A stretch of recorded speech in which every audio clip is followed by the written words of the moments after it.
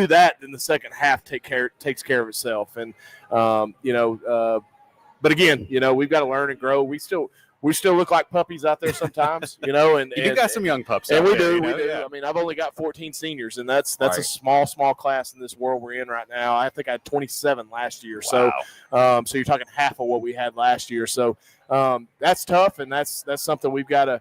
We've got to make up for, but we've got to have some guys continue to step up. I know it's the end of the year, but they've got to continue to step up so that we feel good about what we have moving forward. All right, let's tie a bow on the game for just a second. Here are the totals. 418 total yards for EKU, 280 for Central Arkansas. One of the bright spots on Saturday night was our third down conversions. I mean, over 50%, 6 for 11, unfortunately, though, defensively. And their quarterback, I mean, credit where credit's due. He hadn't been playing well. We knew he was somewhat of a threat with his legs. He used them in ways that were just frustrating. I know that's got to be frustrating as a coach, seeing a guy who's struggling passing is able to extend the play with his legs and make plays that you haven't seen on film. Yeah, unfortunately for us, he had the night of his life. He did. I mean, he was the best, by far the best game he's had all year. And I knew about Kyle Wise, or however you say his name. He's a great player. Had a great freshman year. Yeah.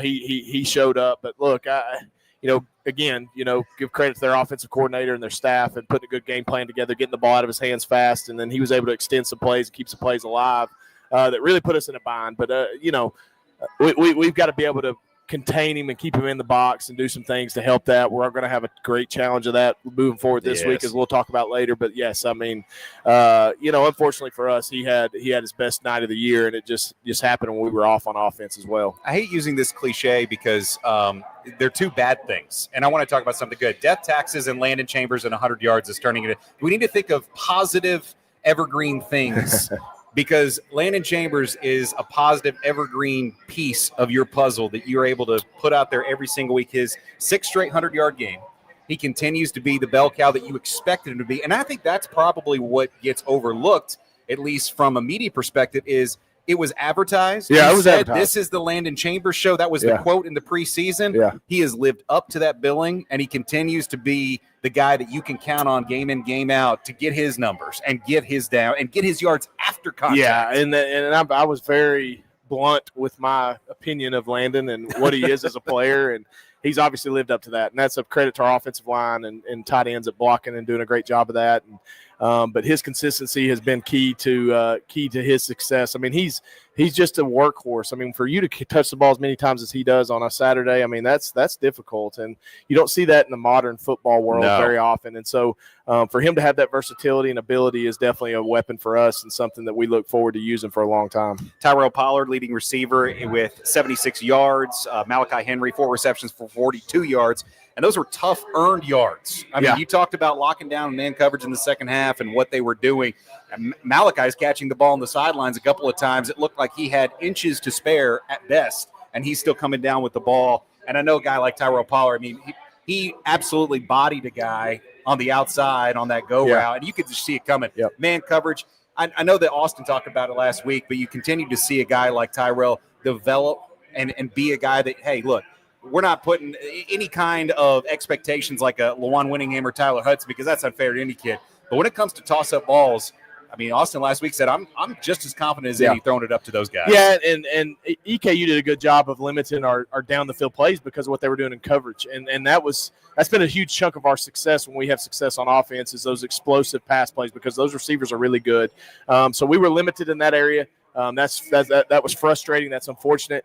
We've got to be able to manufacture some explosive plays when teams do that. And we've got to put an emphasis on as an offensive staff of creating those. So, hopefully this week, knowing what EKU did, that moving into this Austin P week, we're going to make an emphasis on those explosive pass plays, trying to get the ball down the field.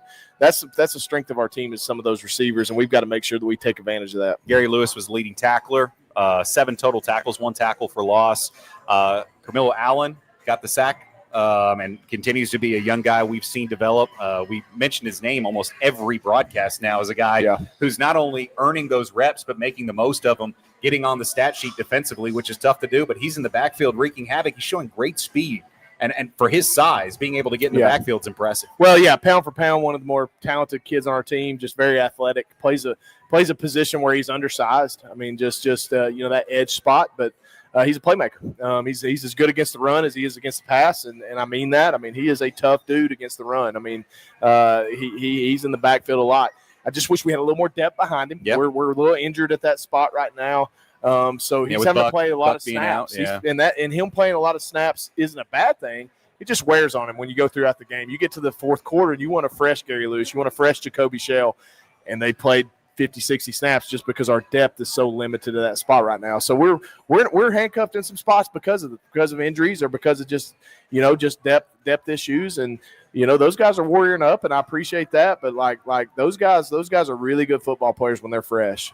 Let's talk about what happened over the weekend in the UAC. It was exciting. Abilene Christian getting the upset over then number 2 Tarleton State, 31-28. If you didn't see it, Abilene Christian had to apologize for a tweet after the game they should have never had to apologize for, in my opinion. They said Tarleton is not a state with the final score, and their administration made them delete it and then apologize for it. You should not apologize for something like that. That's a rivalry game. I mean, that's benign. I'm all about being politically correct, but in that situation, I mean, that's a true rivalry game. I mean, it's almost like you throw the gloves off in those situations. I think it's fair, right? Yeah. Exactly. All right, so Abilene wins big, and I say big, I mean, it was a big win for them, 31-28. The final, Tarleton came storming back. They scored 18 fourth-quarter points, but it wasn't enough. Abilene got that last field goal in the fourth quarter to win. Utah Tech winning against Northern Alabama in St. George. Utah Tech won 34-33. They picked up their first UAC win.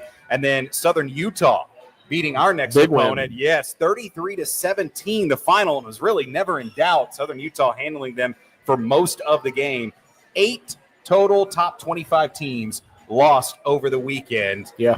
North Dakota State remains undefeated at 9-0. Montana also undefeated. Lehigh undefeated at 9-0. Tennessee Tech also undefeated at 9-0. And then Harvard, if you want, Acre won't even count them because we watch them on Friday nights when we're traveling. He won't count any Ivy League schools, but Harvard is 7-0 technically. But here's your UAC in the top 25. Tarleton State drops to number 6. They're 9-1 overall. Abilene Christian, after that big win, they jump from 24-18. Austin Peay drops out of the top 25 officially on the stats poll to number 22, but we know how dangerous they are, and we know what they're going to bring, and we'll get to that coming up in just a little bit. But just your thoughts, I mean, when you talk about the 8 teams losing in the top 25, including South Dakota State, who lost. It might have been the biggest win in Indiana State's history. Beating South Dakota State like that. I don't know what their quarterback was still out. Yeah. South Dakota State's was, but still, I mean, that's from top to bottom one of the best teams in the nation. You're seeing the same thing at the FBS level. Yeah. Other than maybe the top 2 or 3 or 4 teams. I mean, there's a lot of parity in college football. I mean, that's what the transfer portal's done. That's what NIL world has done. Anybody can win on any given day. We know that in the UAC. We've seen that for 2 years straight. Yeah. But like that's the thing. You got to buckle up every week, and the days of building a team and culture and, knowing who you're going to have year in and year out and just developing is over. I mean, so a lot of these teams are going to come out and they're going to – some of these teams, kind of like us, we're young. We got a lot of new faces. We're figuring it out on the fly, whereas maybe last year's team, this time last year, now we had some injuries that messed us up at the end of the year, but this time last year we were a top 12 team. And you have a couple injuries, and that happens. All right, we'll take a break. We'll come back after this. Continue the Nathan Brown Show live in Conway at Walk-Ons.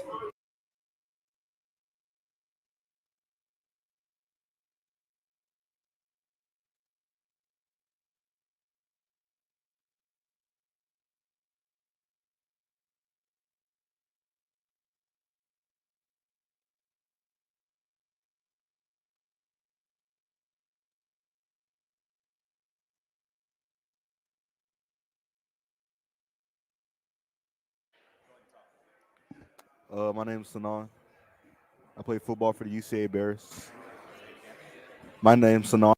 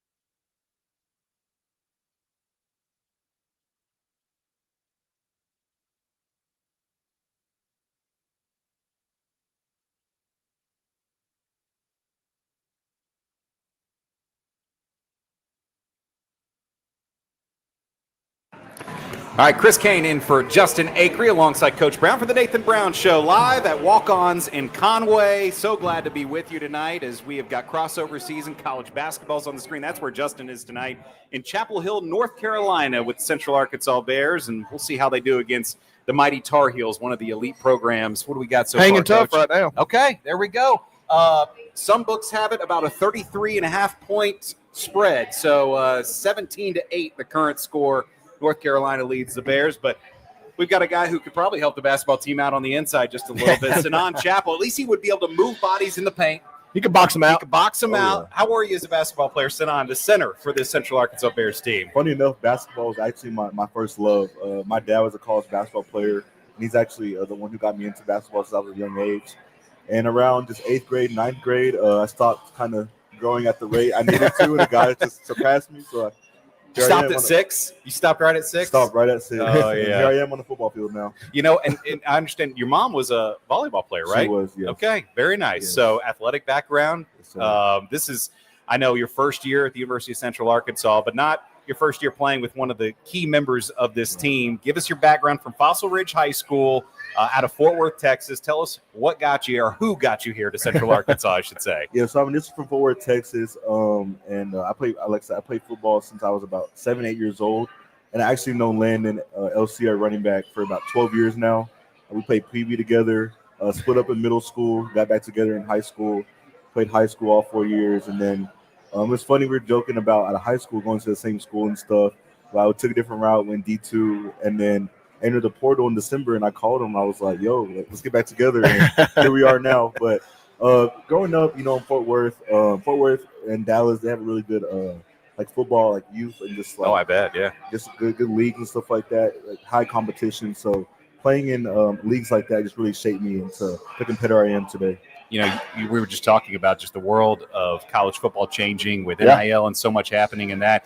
And then you have the exceptions to that rule where relationships still matter. Absolutely. I mean, what was that like when Landon comes to you and is like, hey, I got a guy we got to look at. I play with him. And then you see his tape, obviously. You probably knew about him even before. Well, there wasn't a bigger advocate for Sinan than LC. I mean, that's just brutal honesty. And Sinan's accolades at his prior school were unreal. I mean, he was freshman of the year in the conference as an offensive lineman. Only the fourth time that's ever happened in that school history. It's crazy. Yeah. And then all conference caliber player, and he's not the biggest guy in the world, so he's always learned to play with technique and plays with just grit and toughness and all those things like that matters. And so got him on a visit.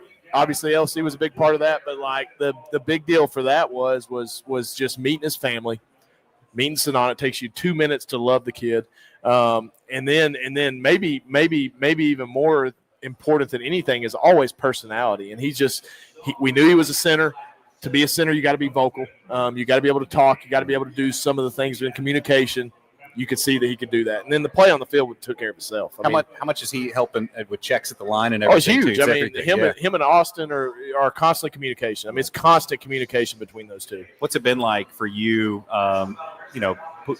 Being in this offense now for more than half the season, but playing with a familiar face, obviously, and the success you guys have had running the ball, Sinan, is impressive. I mean, seeing Landon rush for over 100 yards, 6 straight games. I mean, this is a guy who is leading the conference in all-purpose yards. What has that been like for you gelling with these other offensive linemen that you just now joined and trying to make sure this offense keeps churning, even though these different pieces are being put in place? Well, coming in, they welcomed me with all open arms, and I knew that we were running a new offense, so they were more familiar with it than I was, but I knew I had to learn all the calls and stuff so I could help my guys and put them in the best position to be successful. And when it comes to the running game with Landon, we just know that if we knock our guys back and we know our assignments, and I can get all the guys on the same page, that we can be successful. And, coming into the spring ball, it wasn't easy, learning a new playbook, adjusting to the Division I game, coming from D2. But, after spring ball through summer and then even through fall camp, I can just see myself improving and going to earn that starting spot. We had other options, Tarleton State, SFA, Lamar, Northern Colorado. And I know that, obviously your friendship with Landon helps. But what's been some of the things about Conway that you've enjoyed, and UCA in particular, that have made this decision feel like this was? I not only knew it was the right place then, but it's been confirmed now. Yeah, I fell in love with this place on my visit. Like when I got here, my visit went around the city. I actually came to walk-ons and then hung out with Landon and some of the other guys, and I just fell in love with it immediately. I mean, I signed him the next day. I was ready to go. I was a Bear. I was bleeding purple. So I mean, I love this city. You know, it's a bigger town than my previous college I was at, and like the school. Where were you again? Colorado Pueblo? Yes, sir. Yeah. Okay. Yeah. So the school culture, like the campus and the people, and just being back in the South, like it's something I really wanted to do, and I'm just very appreciative to be here. What's your major? Exercise science. Okay, very nice. Yes, sir. You enjoying the program so far? Oh, yes, sir. Yes, sir. Well, you get to live it out, I guess, every Saturday. Whenever you're out there, and I know the answer is probably pretty obvious, but for non-offensive linemen, would you rather pancake a guy in a pass block, or would you rather get out in open space, pull, and get out and just let him fall right behind you and block somebody down the field? I actually like getting out in space and trying to go punish smaller dudes. Being in Be honest. He's athletic enough to do that. Yeah, right. You can pull him. Oh yeah. 100%. Yeah. We can definitely pull Sanan. I mean, he's got some great athletic ability. Has great hips. Can really bend. But I mean, just when he can get on the edge, I mean, he's very talented to be able to do that. Some linemen you can't do that, or you don't feel comfortable enough doing that with. But he can do that. This is also a guy I know that you trust enough to where there's been some rotations on the line throughout the year. Absolutely. I mean, and then you got your stalwart right in the middle. Yep. You don't want to change out your center. No, he's not like a guard. Other than maybe some mop up duty. I mean, he's played every snap. I mean, and that's for your center to be able to do that. That's a big deal. I think just the continuity between him and the quarterback is huge as well. Speaking of that, you've had two different quarterbacks now so far. What's that like as a center when you're going from one quarterback to start the year to another one now, and in terms of making sure that you have the right chemistry with them and understanding, and that you guys are on the same page? I actually play with both of the quarterbacks in fall camp. Okay. We make sure to get reps with both of them just so we be on the same page, because even like the smallest thing, like how they time their cadence can be different, or just how they make checks or calls like that. And I got used to both of them during fall camp, so I was ready to play with any of them come the first game or whenever throughout the season. It's always easy when we talk with a skill position player, running back, wide receiver. Like, who do you model your game after? They're like, oh, Justin Jefferson, or I love Saquon Barkley. It's not often I get to ask a center. I know. Is it Brad Meester? Is it Jeff Saturday? Who is a guy that at the next level you're like, man, I love the way that guy plays. I love the way Jason Kelsey plays. Okay, there you go. Yeah. That's being good. Kind of an undersized guy like me, or even like Aaron Brewer from the Dolphins. Undersized guys who are quick, athletic, strong, play low. I try to model my game after them and use those tools to enhance my game and play better. Are you a Cowboys fan? I'm a Packers fan. Whoa! Being from Fort How Worth, about that? Texas, and being a Packers fan. I'm a huge Clay Matthews fan. That's actually why I wear 52. Really? Everybody thinks Ray Lewis, but it's Clay Matthews. It's Clay Matthews. Interesting. See, this is why I love. I trained and was roommates with Clay Matthews in 2009. We had the same agent. What was that like? He was a different animal. He's like Hercules. Oh, he 100% was. He looks, acts, if I went through the list of guys that I was roommates with and working out with, there's a lot of them are still playing. Last week in the 2-minute drill, Justin Acree asked him, who are you taking on your coaching staff into an alley? Well, let's take out the coaching staff. Taking Clay Matthews into a dark alley? I would take Clay Matthews That's in it. dark alley. I don't blame you. Sanan Chappell, center for the Central Arkansas football team. Sanan, thank you so much for joining us tonight. We appreciate it. Enjoy the food here at Walk-Ons. Look forward to seeing you on Saturday at Austin Peay. Thanks for having me. Best to be here. All right, more of the Nathan Brown Show. We return from Walk-On Sports Bistro in Conway right here on Buzz 2.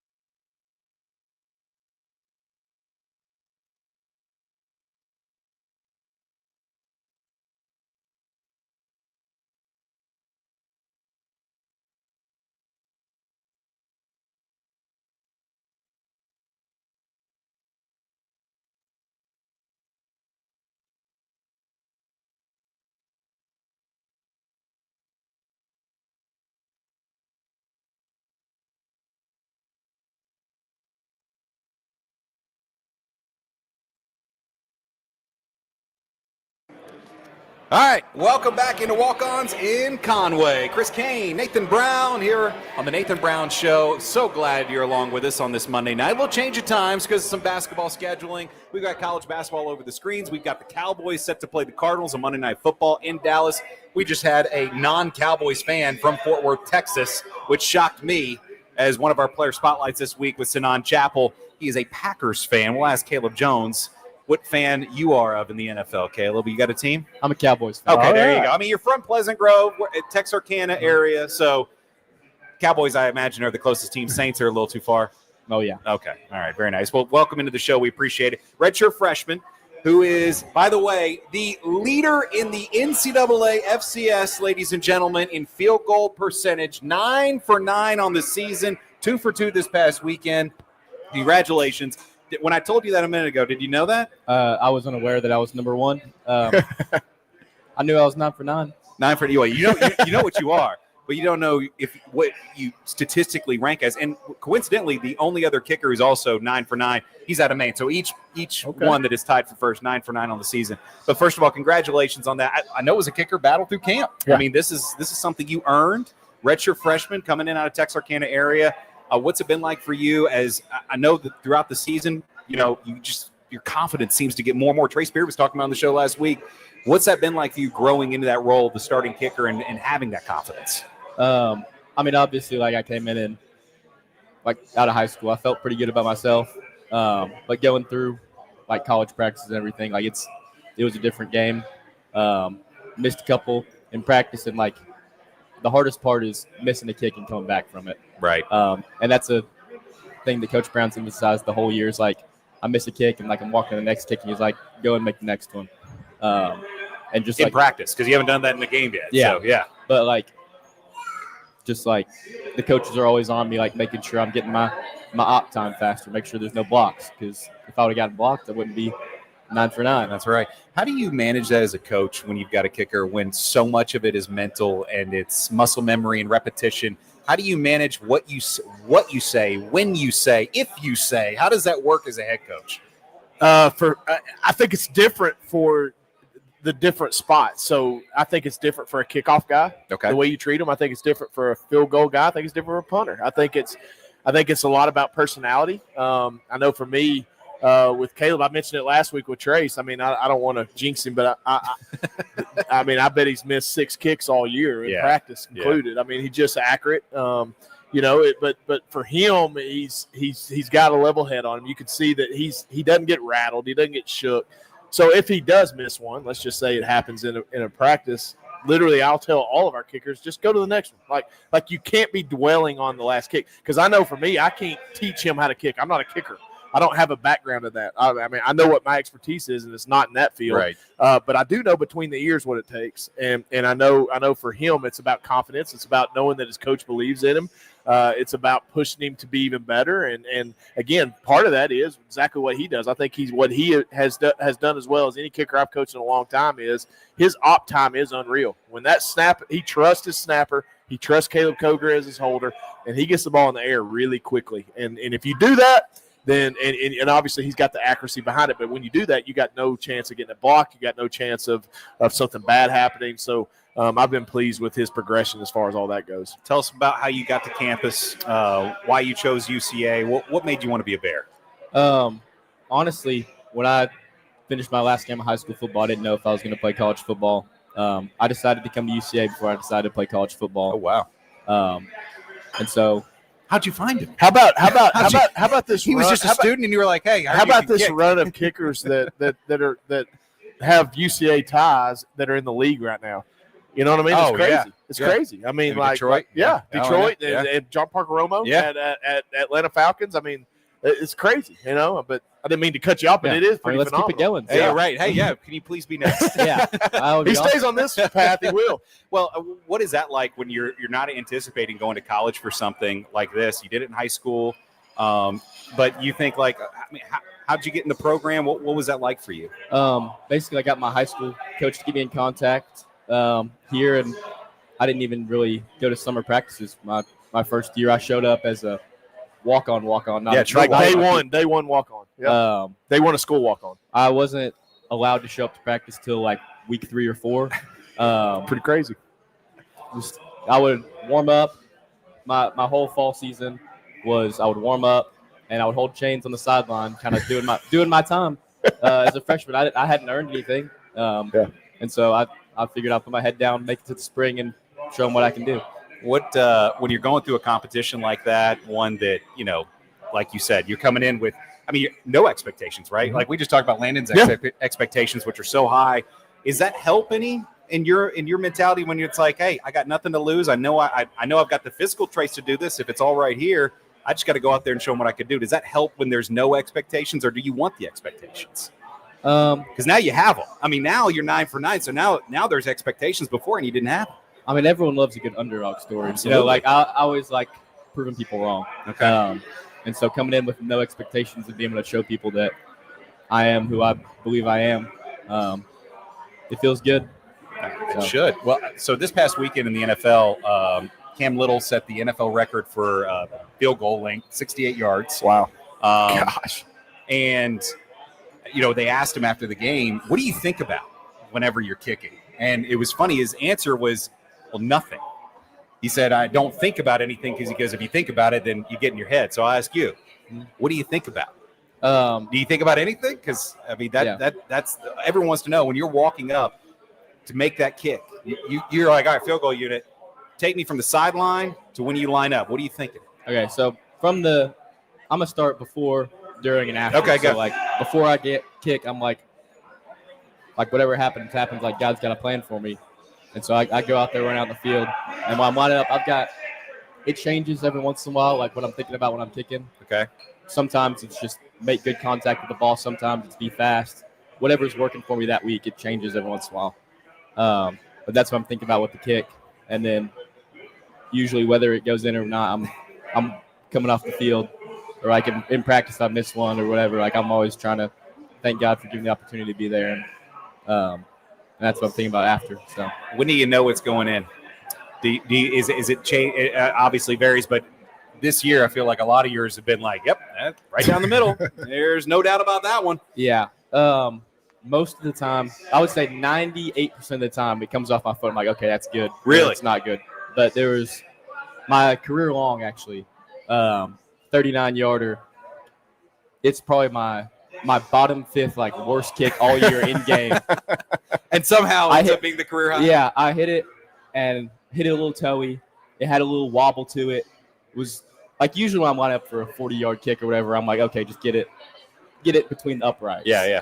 And I did that, put it between the uprights, and it was kind of wobbling on the left side, and I was like, God, give me a little wind, push it in. Just a little wiggle? Yeah. Little draw on that? Made it in by 2 yards. And that one, it was a little worried about it. And Caleb Koger was already celebrating before I knew it going in. I was like, oh.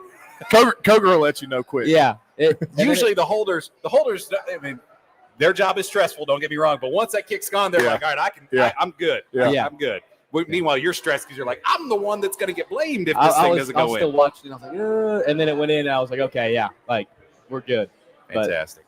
Well, congrats on being 9 for 9 so far. Let's finish strong. I know that kicking is not for the faint of heart, so appreciate your confidence and your poise out there, and looking forward to another strong finish to the season from you, Caleb. Yes, sir. Thank you. Congratulations, Caleb Great Jones.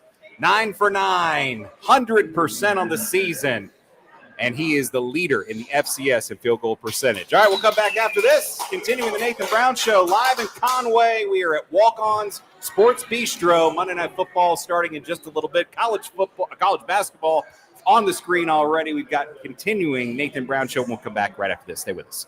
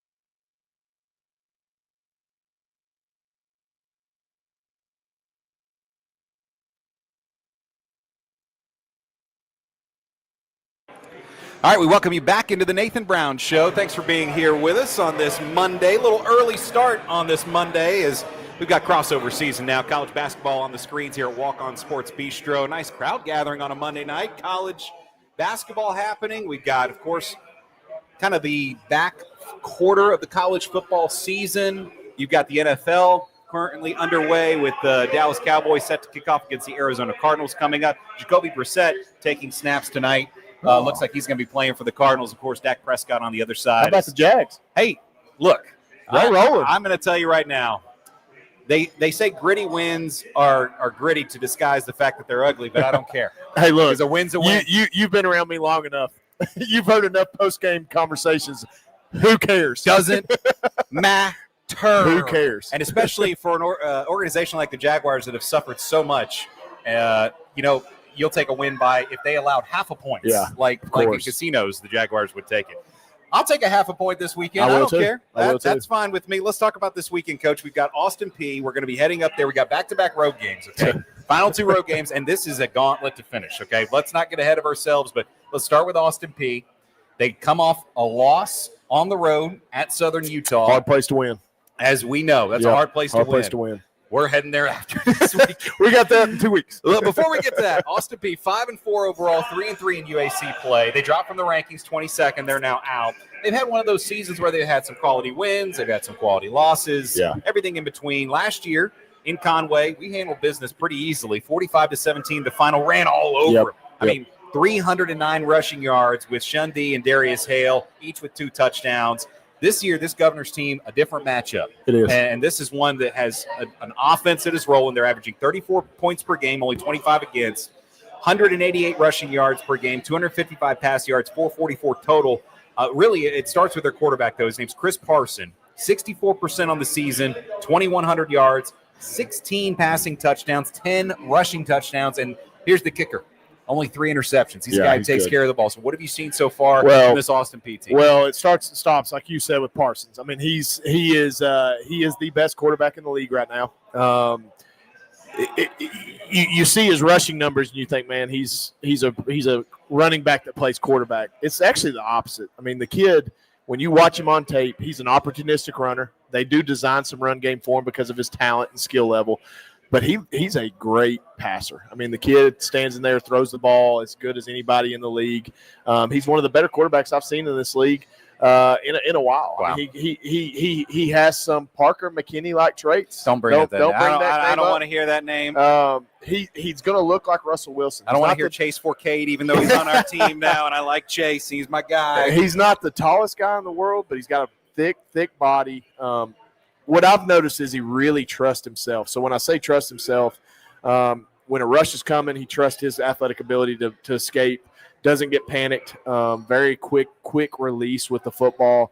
And I would imagine that they've invested in him. I mean, he doesn't just transfer from Mississippi State for no reason. Right. I mean, so obviously getting an opportunity to be the guy, but I'm sure there's been a nice investment in him and some of the players that they brought in because they're really talented. I mean, like they've turned that roster over in a year. I mean, and not that they weren't there last year, but Coach Ferris has been able to turn that roster over to his type players. He's in year 2 as the head coach, and it's impressive what they've done. They've got an impressive defense as well, one of the top rush defense in the conference. They do a great job, but man, they are an explosive offense that we're going to have to be prepared for. Only 118 rushing yards against per game that defense has given up. So you've got Parson is not only the quarterback, of course, but you mentioned his running ability, those touchdowns. He's also leading the team in rushing yards with 423. His running back behind him, though, Javius Bond, 311 rush yards. Not a lot, but it's 8.9 yards per carry. He's explosive. Jaden Robinson, Shamar Kirk, the 2 leading receivers, they each have 6 touchdowns, 400 and something yards each, pretty equally distributed. I always do numbers on defense for you because I know coaches, y'all just watch film. You don't care about names. So here are the 2 numbers I want you to tell me about them on defense. 31, which is their leading tackler, 60 tackles, Montrez Smith Jr., and 17, Davion Hood, 5 sacks, 9 tackles for loss. What have you seen on tape? Well, let's start with Hood. I mean, he's a twitchy, explosive edge guy within their 4-2-5 defense. I mean, they put him in a position to get one-on-ones. Plays the run well too, which hence he's got 9 tackles for loss. But if you allow him to pin his ears back, he's going to be tough to block. So we're going to have to keep him off balance. We're going to have to get the ball out of our quarterback's hands quick to not let their pass rush take over. But very talented. 31's he's just a masher. I mean, he's a kid that runs side to side well. He's got a nose for the ball. Obviously, anytime some of these guys are their leading tacklers, that's usually one of their traits. But I mean, very physical kid at the point of attack. But I'll tell you this, like, they've got a lot of numbers that jump off the page at you, and when you're watching them on film, because they just run to the ball. They're coached really well. This is the first-year defensive coordinator, came over from Tennessee Tech. Got helped get Tennessee Tech turned around to what they are. He took the Austin Peay defensive coordinator job year one at Austin Peay as the defensive coordinator. He's got those guys playing at a high rate. They're going to be difficult to move inside the box. They trust their defensive backs in one-on-one situations, so we've got to hopefully take advantage of that. This is a game that's going to be kicked off at 3 o'clock on Saturday. Head team heading up on Friday, I'm sure. Yep. Not too far of a drive from Central Arkansas area. It's about 5 and change. It's one of our better trips. Yeah. And I say that, kind of jokingly. I mean, this is, we do some travel, and then you were talking about this home stretch of the season. I mean, we're on the back part of a 6 of 8 on the road. And that's tough in the middle of the season. I mean, it's not conducive for success. It's not an excuse, but it's just reality. Yeah. I mean, 6 of 8 on the road is difficult to navigate, and obviously, these last 2 road games are the back part of that, and Austin Peay is obviously one of the shorter trips, which is nice. Yeah, this is last time we were over there. It was a heartbreak. I know you're looking to exercise some of those demons at the end of the season. It was the last game of the season. We were talking about that in the break. Yeah. I mean, let's rewind to that game. The last time we were in Clarksville, Tennessee in 23. That was for the conference area. That's all right. the marbles were on the table. We're having a struggle in this season, but that wasn't that long ago. We were sitting there ahead of Tarleton, ahead of Eastern Kentucky, Absolutely. ahead of all these teams playing for a conference championship the last week of the season, and so. We've had some big games over the years with Austin Peay, even before we were even in conference with them. I mean, you can go back to COVID year, right? Right. Oh, absolutely. Montgomery, Alabama, winning late in that game. I mean, there's a lot of good matchups between Austin Peay over the years. Winning time. Yep, that's a big throw and catch between him and Braylon on ESPN. First game of the year that year. It's hard to even conceptualize at times what that year was because at this point it feels like it was a decade ago plus. It was 5 years ago, so it was half a decade, but it feels like almost even further than that. When I get stressed, I think about that year. Stress gets a lot less when you think about that year. Yeah, I would imagine so. Well, hey, kickoff again, 3 o'clock. That's taking place on Saturday. Clarksville, Tennessee, not too bad of a drive, encouraging the Bear faithful to head up there. We're staying in Clarksville the night before. We've never stayed there. We usually stay in a surrounding town. So head up to Clarksville, Tennessee, support the Bears as they take on the Governors of Austin Peay. Again, our pregame is going to start at 2 p.m. Central Time. Looking forward to seeing everybody up there if they can make it, and if not, make sure you join us on the Point 94.1. Coach, as always, great to have you on the show. Looking forward to seeing you next week. Great being with Chris, man. And we will see you next time on the Nathan Brown Show, live at Walk-Ons. Kickoff for the NFL Monday night game about to get underway in Dallas as the Cowboys host the Arizona Cardinals. Have a great week, everybody. We'll see you on Saturday.